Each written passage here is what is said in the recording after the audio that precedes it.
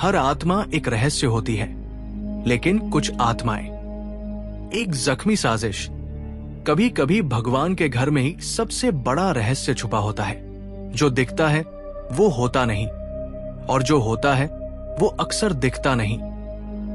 कहानी की शुरुआत होती है एक रहस्यमयी कुहासे भरी सुबह से।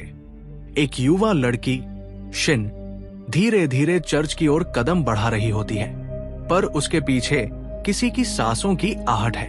एक अनजान आदमी यंग उसका पीछा कर रहा है।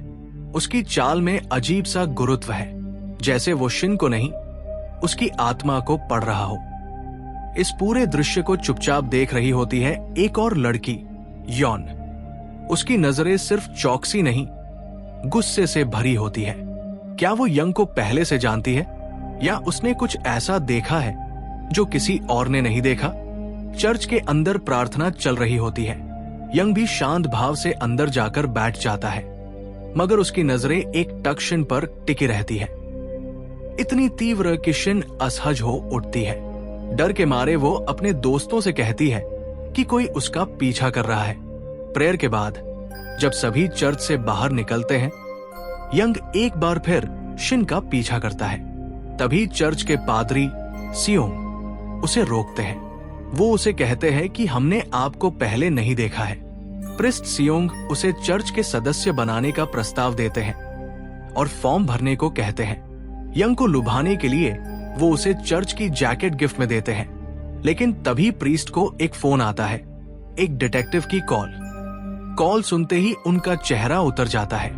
उन्हें पता चलता है कि उनकी पत्नी का किसी और के साथ रिश्ता है। गुस्से और आघात में वो अपने ऑफिस में पड़े एक कीड़े को कुचल देते हैं, जैसे अपनी आत्मा का जहर बाहर निकालना चाहते हो। उधर यंग अकेले बैठा प्रीस्ट की फैमिली फोटो घूर रहा होता है। उसकी आंखों में एक अजीब बर्फ जैसी ठंडी चमक होती है। प्रीस्ट जब लौटते हैं, यंग उन्हें बताता है कि उसने फॉर्म भर दिया है और अब वो चर्च का हिस्सा बनना चाहता है। ये सुनकर प्रीस्ट सियोंग राहत महसूस करते हैं और उसकी मदद करते हैं, मगर तभी उन्हें यंग की एडी पर एक ट्रैकिंग डिवाइस दिखाई देती है। वो डिवाइस जो सिर्फ खतरनाक अपराधियों को दी जाती है। एक पल को पादरी सियोंग की आंखें खुल जाती है, मगर फिर वो धीरे से कहते हैं, ईश्वर सबके हैं, वो सबको माफ करते हैं, हर किसी को दूसरा मौका मिलना चाहिए। यंग सिर्फ मुस्कुरा देता है, पर जब सियोंग कमरे में वापस लौटते हैं, उन्हें एहसास होता है यंग ने फॉर्म तो भरा ही नहीं था, सब कुछ सिर्फ दिखावा था। चर्च से निकलते समय यॉन उसे अब भी गुस्से से घूर रही होती है। उसकी निगाहें किसी बदले की आग में जलती है। शायद यंग और यॉन के बीच कोई पुराना अधूरा किस्सा है, या एक भयानक अतीत। उधर पादरी सियोंग अपनी पत्नी के साथ चर्च से बाहर आते हैं। रास्ते में वो एक विशाल नई चर्च का निर्माण होते देखते हैं। उनकी पत्नी पूछती है, आप चीफ प्रिस्ट से बात क्यों नहीं करते? वो चाहती है कि अब सियोंग को एक बड़ी जिम्मेदारी सौंपी जाए। सियोंग पत्नी के आग्रह पर मुख्य पादरी से मिलने जाते हैं, लेकिन वहां एक सच्चाई उनका इंतजार कर रही होती है। वो नई चर्च पहले ही मुख्य पादरी ने अपने बेटे के लिए तय कर दी है। ये सुनकर सियोंग का दिल भारी हो जाता है, लेकिन वो इसे भी ईश्वर की इच्छा मानकर चुपचाप स्वीकार कर लेते हैं।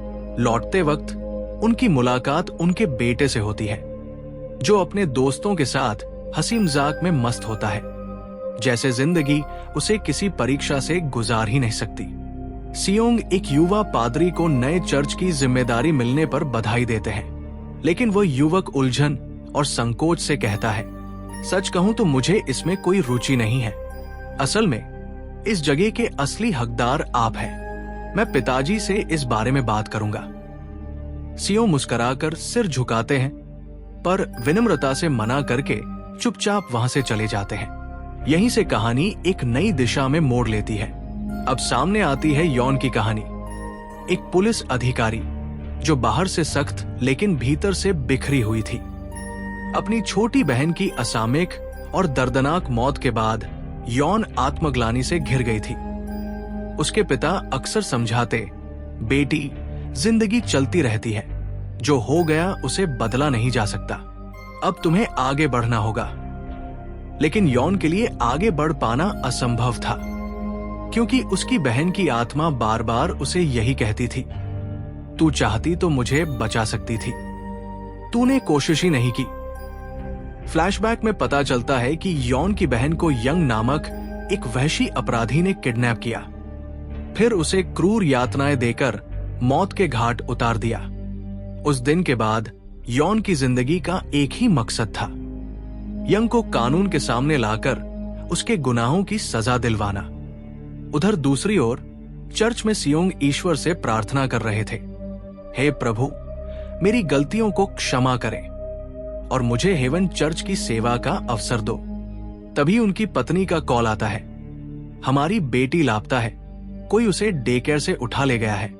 घबराए सियोंग तुरंत वहां पहुंचते हैं। कुछ सुराग तलाशते हुए उन्हें वहीं पड़ी एक तस्वीर दिखती है जो यॉन ने उसी सुबह खींची थी।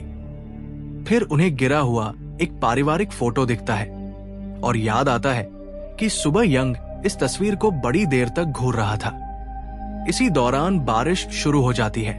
फोटो पर गिरती बूंदों के बीच यंग का चेहरा धीरे धीरे किसी दानव की आकृति में बदलने लगता है, जैसे ईश्वर खुद सियोंग को सच दिखा रहे हों। सियोंग तुरंत यंग का आपराधिक रिकॉर्ड खंगालते हैं और चौंक जाते हैं।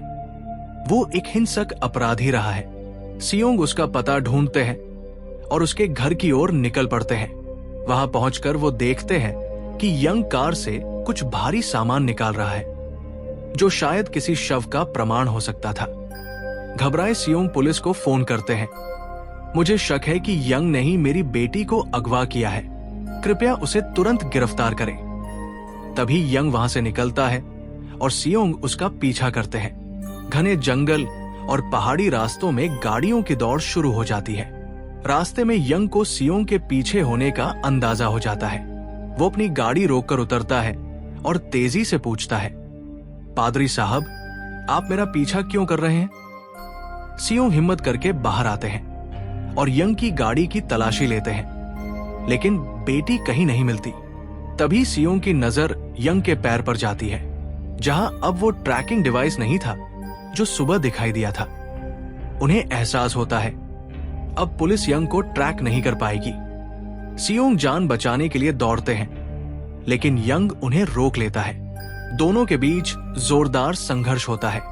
यंग अब उसे मार डालना चाहता है, लेकिन आत्मरक्षा में सियोंग उसे जोर से धक्का देते हैं और यंग पहाड़ी से नीचे गिर जाता है। सियोंग नीचे भागकर जाते हैं, लेकिन यंग अब जीवित नहीं है। उसी क्षण उनका फोन बजता है। पत्नी की आवाज घबराई हुई होती है, वो मिल गई है, हमारी बेटी घर लौट आई है। वो उन्हीं के एक फैमिली फ्रेंड के साथ थी। कॉल नहीं लग पा रही थी, इसलिए हम घबरा गए थे। सियोंग स्तब्ध रह जाते हैं। उन्होंने एक इंसान की जान ले ली थी, जबकि उसकी बेटी पूरी तरह सुरक्षित थी। अपराध बोध उनकी आत्मा पर भारी पड़ने लगता है। तभी बिजली चमकती है और एक दिव्य आकृति उभरती है, जैसे ईश्वर स्वयं संवाद कर रहे हों। तुमने पाप नहीं किया, तुमने एक राक्षस को समाप्त किया है। सियोंग यंग की जैकेट उठाते हैं, जिस पर चर्च का सिंबल बना होता है, और उसे नदी में बहा देते हैं। एक अध्याय समाप्त होता है, एक नए प्रकाश का प्रारंभ होता है। अगले दृश्य में हम देखते हैं यॉन अपनी बहन की दर्दनाक मौत से उबरकर धीरे धीरे सामान्य जीवन की ओर लौट रही थी। उसने अपने काम पर वापसी की, लेकिन किस्मत ने उसकी राह में एक और रहस्यमयी मोड़ रख दिया। उसका पहला ही केस था यंग की गुमशुदगी का। यंग, जो 2 दिनों से लापता था, और उसके साथ गायब थी एक युवती, शिन। वही शिन जो हमें फिल्म के शुरुआती दृश्य में दिखी थी। जांच में सामने आया कि यंग ने खुद अपना ट्रैकिंग डिवाइस तोड़ दिया था, और उसी रात किसी ने उस पर उसकी ही बेटी के किडनैपिंग की रिपोर्ट दर्ज करवा दी थी। पुलिस की टीम ने सबसे पहले यंग के घर की तलाशी ली। वहां दीवार पर बना था एक भयावह रहस्यमयी डेमन आई, मानो वो इंसानी आत्माओं को निगलने को तैयार हो। दृश्य इतना डरावना था कि हर कोई सिहर उठा। दूसरी ओर सियोंग चर्च में घुटनों के बल बैठकर ईश्वर से रोते हुए क्षमा मांग रहा था। वो अंदर से पूरी तरह टूट चुका था और यही प्रार्थना कर रहा था कि पुलिस को कभी सच्चाई का पता न चले। लेकिन तभी चर्च के दरवाजे पर दस्तक हुई। पुलिस कुछ सवाल पूछने आई थी। सियोंग ने अधूरा और मिलाजुला बयान दिया। उसने बताया कि यंग रात को उनकी पारिवारिक तस्वीरों को बड़ी अजीब नजरों से देख रहा था और जब उसे उसका क्रिमिनल रिकॉर्ड पता चला तब उसे शक हुआ। लेकिन तभी उसे अपनी पत्नी का कॉल आया और वो अपनी बेटी के पास लौट गया। उसके बाद क्या हुआ उसे नहीं पता। पुलिस ने जाते जाते सिर्फ इतना कहा, अगर शिन के बारे में कुछ भी पता चले तो तुरंत हमें बताइए। अब हमारा सामना होता है चर्च के चीफ प्रीस्ट से। उनके चेहरे पर चिंता की लकीरें थी।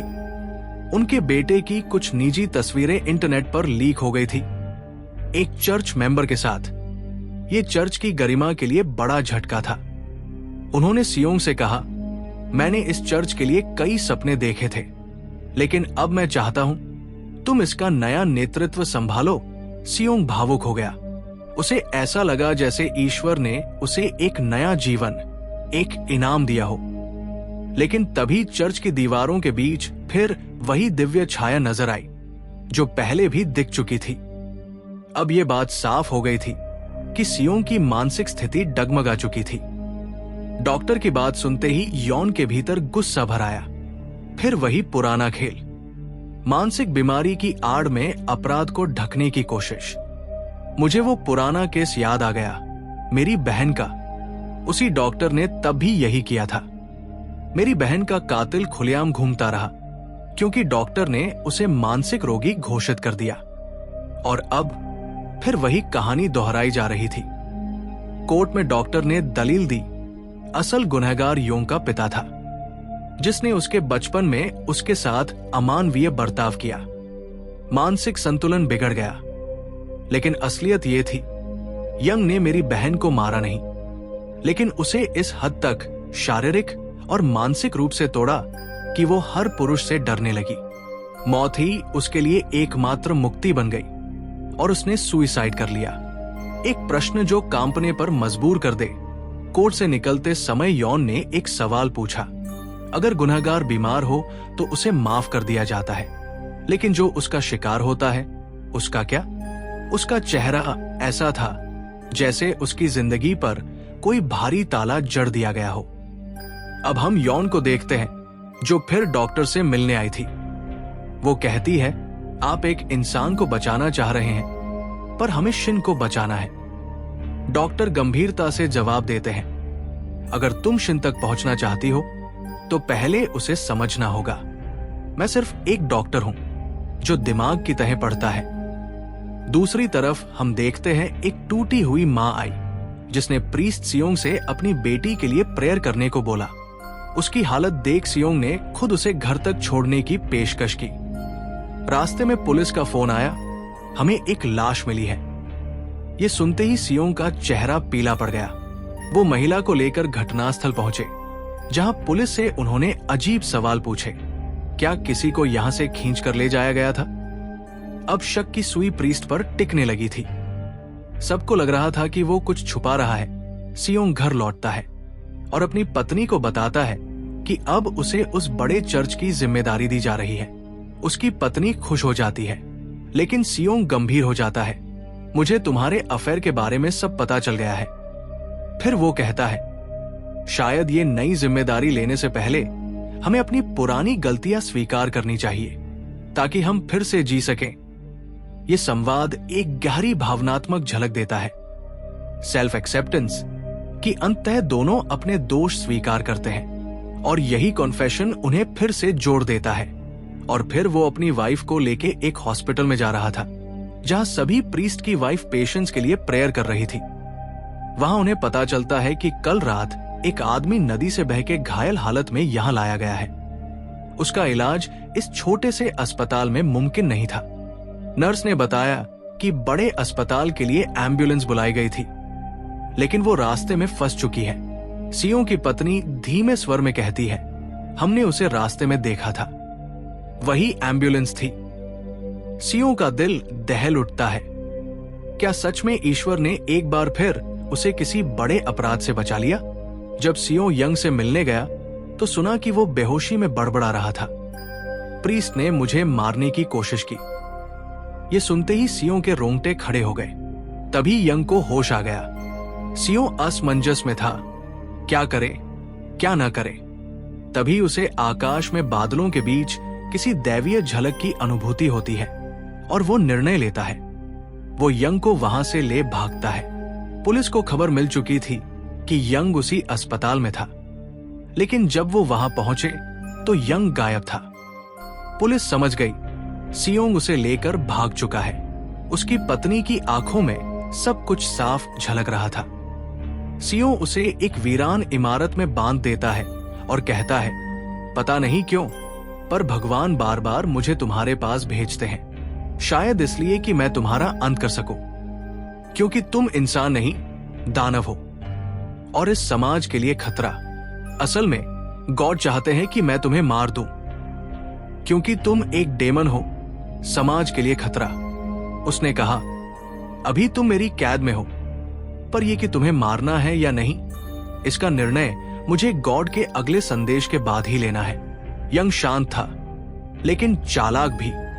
बोला, अगर तुमने मुझे मार डाला तो तुम शिन का पता कभी नहीं लगा पाओगे। उसने सौदा दिया, मुझे पुलिस को सौंप दो, मैं शिन की लोकेशन बता दूंगा। पर वो पादरी इतना भी सीधा नहीं था। उसे पता था कि यंग ने अगर पुलिस में उसका भंडाफोड़ कर दिया तो सब खत्म हो जाएगा। इसलिए वो यंग को पीटता है, उसे शिन की लोकेशन बताने को मजबूर करता है। यंग कहता है, डेमन मैं नहीं, डेमन तुम हो, अपनी हालत देखो जरा। फिर वो चर्च चला जाता है जहां उसे शिन के लिए प्रेयर करनी होती है। बहुत से लोग इकट्ठा है। वही दूसरी ओर यौन पादरी पर शक करती है। उसे याद आता है उसके जूतों पर पहाड़ों की मिट्टी थी। वो मलबरी फार्म के एक खाली बिल्डिंग तक पहुंचती है और वही उसे यंग मिल जाता है। जब पादरी बाइबल पढ़ता है उसे गॉड से फिर एक संदेश मिलता है, यंग डेमन है, उसे मार दो। यौन को गुस्सा है, वो यंग को मारना चाहती है। उसकी मरी हुई बहन की स्पिरिट भी उसे उकसाती है, लेकिन यंग एक अंतिम रहस्य उजागर करता है, शिन अभी जिंदा है। इससे पहले कि यौन उससे और कुछ निकालती, पादरी पीछे से हमला कर देता है और उसे भी बांध देता है। अब यौन उसे समझाती है, अभी भी वक्त है, खुद को पुलिस के हवाले कर दो। अगर तुमने यंग को मारा तो हम कभी शिन तक नहीं पहुंच पाएंगे। लेकिन पादरी कहता है, शिन तो कब की मर चुकी है, गॉड ने मुझे बताया है। सियोंग को याद आता है उसने खुद यंग को किसी लाश को गाड़ते हुए देखा था। और फिर धीरे धीरे ये भी खुलता है कि यौन की बहन की मौत के पीछे खुद यंग का हाथ था। फिर भी वो यंग को बचाती है क्योंकि उसे अब सच्चाई का आभास हो चुका था। अंत में जब यंग की व्हीलचेयर बिल्डिंग से गिरती है, उसका आखिरी वाक्य होता है, शिन को वन आई मॉन्स्टर खा चुका है। यौन उस इशारे से समझ जाती है कि शिन जिंदा है और वही जगह ढूंढती है जहां यंग बचपन में रहता था। वो शिन को बचा लेती है। पादरी को गिरफ्तार किया जाता है और जब उससे पूछा जाता है, तुमने यंग को 2 बार मारने की कोशिश क्यों की, वो जवाब देता है, गॉड का आदेश था। सच्चाई सामने आती है, वो मानसिक रोग से पीड़ित था जिसमें साधारण घटनाएं भी उसे दिव्य संदेश लगती थी। डॉक्टर उसे समझाते हैं, गॉड की रिवेलेशन नहीं थी, वो आपकी बीमारी थी। धीरे धीरे खुलता है कि पादरी खुद मानसिक बीमारी से ग्रस्त है, जिसमें उसे हर चीज में गॉड का संकेत दिखता है। एक गलत सोच का भ्रम जिसे वो ईश्वरीय आदेश समझ बैठा। वो अपने अपराध कबूल करता है और जेल जाने का फैसला खुद करता है। अब जब दीवार पर उसे फिर गॉड का चेहरा नजर आता है, वो उसे साफ कर देता है क्योंकि अब उसे सच्चाई समझ में आ गई थी। दूसरी और यौन को पता चलता है कि बहन की आत्मा नहीं, वो सिर्फ उसका गिल्ट था। वो उसे स्वीकारती है और आत्मा हमेशा के लिए गायब हो जाती है। गलत सोच या भ्रम कभी भी गॉड का संदेश नहीं हो सकता। ईश्वर न्याय का नाम है, पागलपन का नहीं। रेवलेशंस हमें सिखाती है कि जब इंसान अपने भ्रम को ही भगवान मान लेता है, तब पाप को धर्म का नाम मिल जाता है और वहीं से शुरू होता है विनाश।